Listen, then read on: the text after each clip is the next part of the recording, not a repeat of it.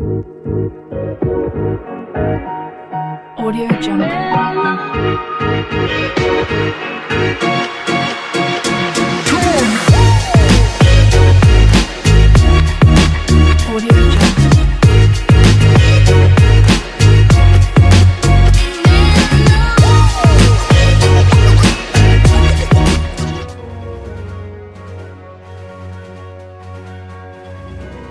So let's recap what it is that we're in this thing called the game of life. Imagine each player tuning in to the frequency game of the Earth.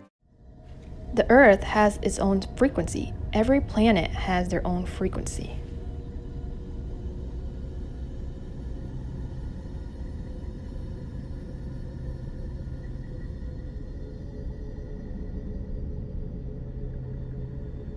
The frequency of the Earth is 7.83 Hertz, the Earth's heartbeat.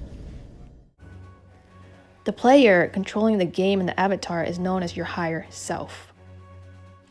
Now, there are multiple players in this game, and everyone tuning in is called the collective consciousness.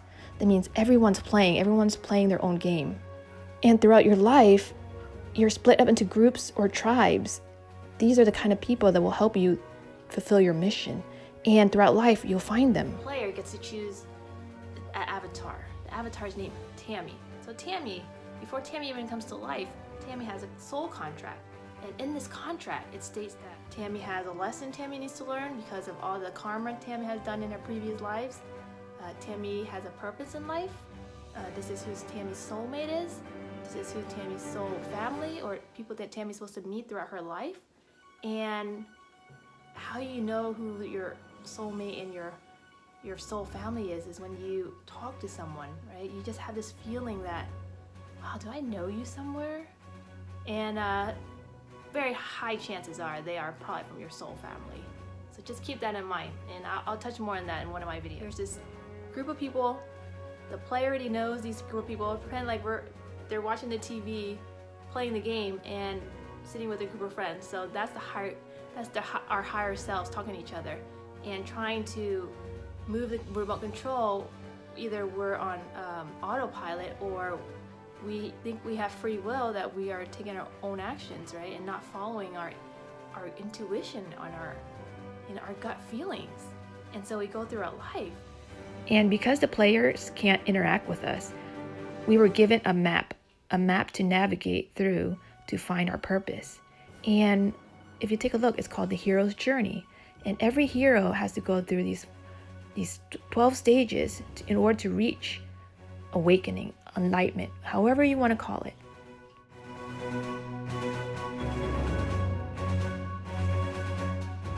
Born, and then I was going, I really didn't want to continue. Stuff that I have no desire to be in.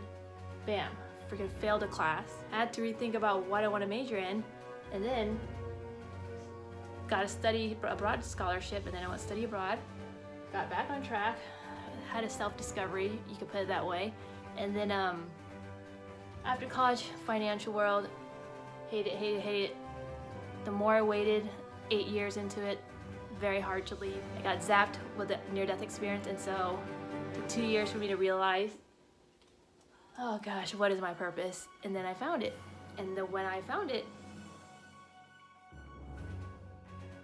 everything happens. I can see the synchronicities, the coincidences, every single day, multiple times a day, and I can't explain it. And I can only tell you that I know exactly that is my purpose in life. And you want to see something really, really cool that I just found out like last week? I was trying to do numerology with my name.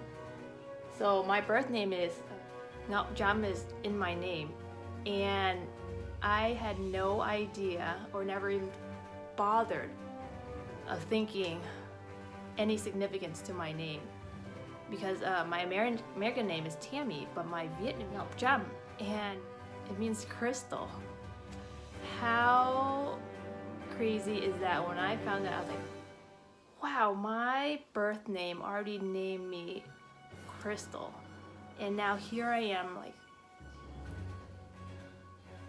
finding my purpose, and it's crystals. Yeah, it gave me goosebumps when I figured that out. It's like, wow, am I predestined to do this?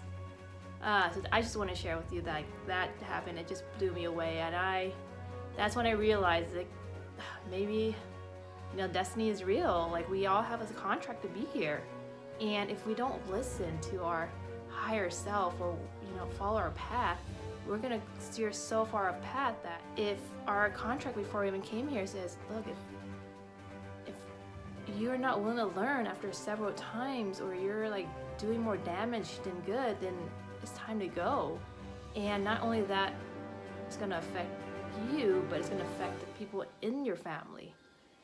And so you gotta be conscious of your thoughts, because the player is always trying to get a hold of you. Another way our higher self is trying to get a hold of us is through our body. And notice that each chakra is connected to an organ within our system. And each organ is tied to an area of our life. So notice all the illnesses you have in your body. Let's say you have a sore back or something cancerous. Well, take a look at what area is that illness in, which organ is it connected to, and then take a look at the chakra chart and see what area in our life that we need to release. Because all it really is energies, stored energies throughout the years that we're not willing to let go. And those energies are suppressed emotions, hate, shame, guilt, fear. Those are the kind of energies that blocks our chakras and prevent the flow of the energy up and down our body and preventing us from hearing our higher self. The rule is you can't interfere, but the avatar can tune in when the avatar quiets the mind or be in a surrender state, and that could be through meditation. And so the player has always been trying to talk to you. It's that voice inside your head. The reason why people think that, hey, they can't differentiate, is it a good voice or a bad voice, is because they're not being protected by certain crystals and stones. Because what I realize is that we have 7 different chakras up and down our body, and if they're constantly sending and receiving energies. And I noticed one time when I wasn't wearing like one of my protection crystals, I was laying, I thought I put it away because I was getting, way too many moldavites and energy was way too high. So I figured, okay, let's just put the moldavites away. And I laid down and I had this surge of like negative thoughts. And I was like, this is not, why is everything so negative? And then I just went back and put on my my protection stones. And I was thinking, maybe the thoughts aren't ours. And I didn't realize that until I took a break from the crystal that one night. And I noticed that, and I had to put it right back on, because it didn't feel like me. It just felt like very heavy and like very burdensome. And that was something I noticed that I think people should be aware of. The chakras, you can detect them with crystals, even though you can't see them, but they do exist. And if they're constantly sending and receiving energies, whose energies are you constantly absorbing? Crowded areas such as supermarkets, restaurants, those are the areas that we can easily pick up unwanted energies. So that's why being in a safe space, like a sacred spot, a little temple, or if you go to the temple, or sage your house, because sage actually helps cleanse the energy in the house. You can also cleanse the energy with sound. So I'll make an episode on how to clean the energy within the room, because when you clean out those energies, those thoughts, those negative energies, they get cleansed. And so when you sit and meditate, it's purely your thoughts. It's not anybody else's thoughts. And that's when you can learn to trust your intuition, because your intuition has always been trying to talk to you. And not just your surrounding physical environment, you also have to take care of it from within.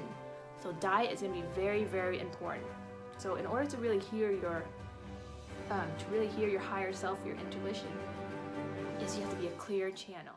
Next episode, we're going to touch base on how to clean your body and be a clear channel through food.